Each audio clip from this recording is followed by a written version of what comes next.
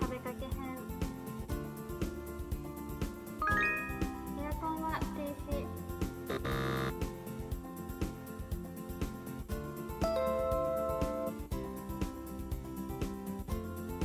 足元に注意して作業してください。グリルを開けます。上まで開けるとグリルが止まります。フィルターを外します。つまみを使ってフィルターを外してください。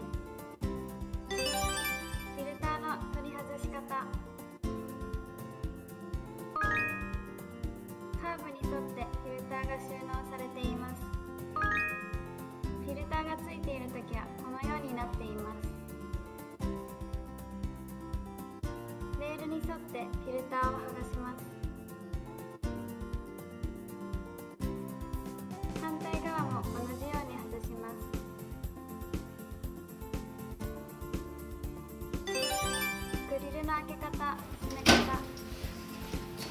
横の曇り部分から開けることができます。開閉時、ガチッと音が鳴ります。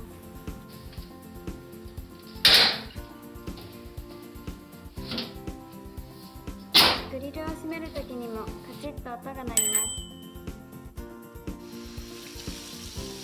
フィルターの裏から水をかけ、はじめに大まかなゴミを取ります。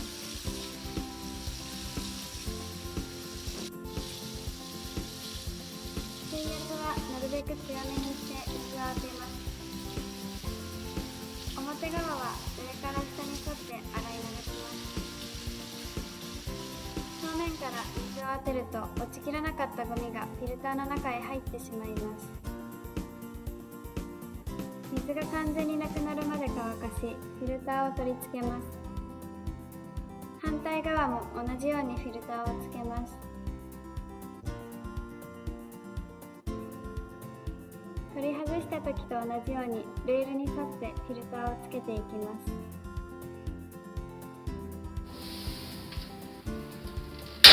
ガチッと音が鳴り、最後カチッと音が鳴ったら OK です。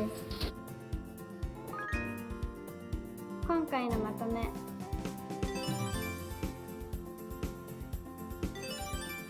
フィルター清掃を行うことで省エネにもつながり、快適に過ごせるようになります。また、定期的にフィルター清掃をすることで快適さが保たれます。